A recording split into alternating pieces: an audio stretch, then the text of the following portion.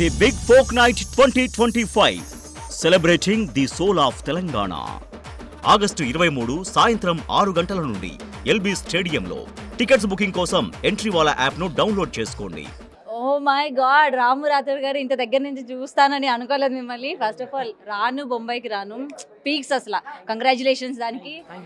And ఈ folk event గురించి ఏం చెప్తారు? ఇవాళ ఒకే స్టేజ్ పైన మొత్తం దాదాపు 60 మంది ఒకే స్టేజ్ పైన రాక్ చేయబోతున్నారు, ఏం చెప్తారు? ఏం లేదండి, నాకైతే చాలా చాలా చాలా చాలా హ్యాపీగా ఉంది. అంటే వాళ్ళు ప్రతి ఒక్కరు కూడా మట్టిలో మాణిక్యాలే. లైక్ నేను అందులో ఒక మెంబర్నే. సో నాకైతే చాలా హ్యాపీగా ఉంది, చాలా గర్వంగా ఉంది. ఎందుకంటే నేను వాళ్ళని చూస్తూ నేను నేర్చుకున్నా. లైక్ చాలామంది పెద్దలు ఉన్నారు ఇందులో. సో వాళ్ళని చూస్తూ నేను నేర్చుకున్నా. అండ్ వాళ్ళ పాటలు విని నేను ఎంజాయ్ చేస్తూ వింటూ వాళ్ళ ఇన్స్పైర్గా తీసుకొని నేను సాంగ్స్ రాయడము. ఈ తర్వాత వాళ్ళతో పాటు ఈరోజు స్టేజ్ షేర్ చేసుకుంటున్నా. సో నాకు నిజంగా ఫస్ట్ టైం నాకు ఒక ఎక్సైట్మెంట్గా ఉంది. అసలు ఎలా ఉండబోతుంది ఈ బిగ్ నైట్ అనేది. సో నేనైతే చాలా చాలా చాలా ఎక్సైటెడ్గా ఉన్నా. ఇక మీరు చూస్తారని చెప్పేది ఏం లేదు. నా ఆనందం ఆ 23rd రోజు, ఆగస్టు 23rd రోజు చూడబోతారు. సో ఈ 2025లో ఒక బిగ్గెస్ట్ ఫోక్ నైట్ నిజంగా ఎలా ఉండబోతుంది అనేది మీరు చూస్తారు ఫ్రెండ్స్. మీరు ఖచ్చితంగా ఆ రోజు మిస్ అవ్వకండి.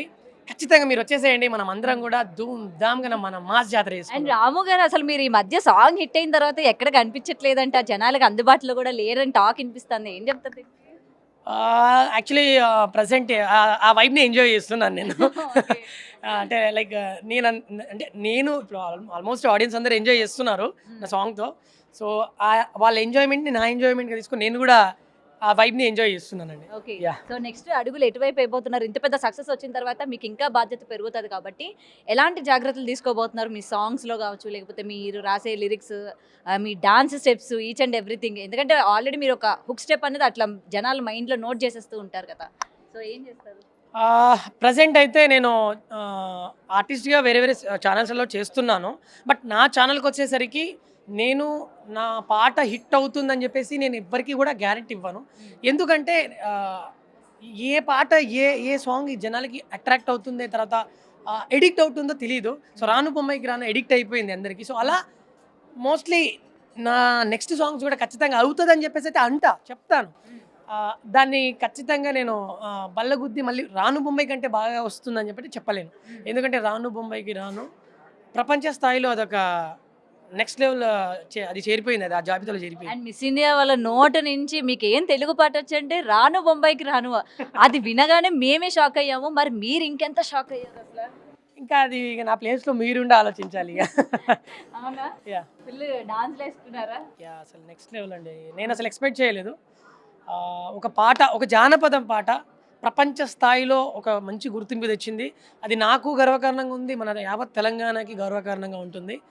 అండ్ మన తెలంగాణలో ఉన్న జానపద కళాకారులకు అందరికీ కూడా ఒక మంచి ఇన్స్పైర్ అది. అంటే మనం తలుచుకుంటే ఏదైనా చేయగలుగుతాం అనే దానికి నా పాట ఒక ఇన్స్పైర్గా రావడం నాకు చాలా హ్యాపీగా ఉంది. రైట్. అండ్ ఒక్కసారి లాస్ట్ అండ్ ఫైనల్ మీ నోట ఒక్కసారి ఆ పాట కూడా వింటే. అద్దాల మేడలున్నాయే, మేడల్లా మంచి సీరలున్నాయే, సీరంచు రైకలున్నాయే, కొనిపిత్తా నాతో బొంబాయి రాయే, రాను నే రాను, రాను బొంబాయికి రాను, రాను బొంబాయికి రాను, రాను బొంబాయికి రాను, రాను బొంబాయికి రాను. నెక్స్ట్ టైం రప్పించండి బొంబాయి. తప్పకుండా. ఓకే, థ్యాంక్ యూ అండి. Thank you so much. The big folk night 2025 celebrating the soul of Telangana. August 23 సాయంత్రం 6 గంటల నుండి ఎల్బీ స్టేడియంలో.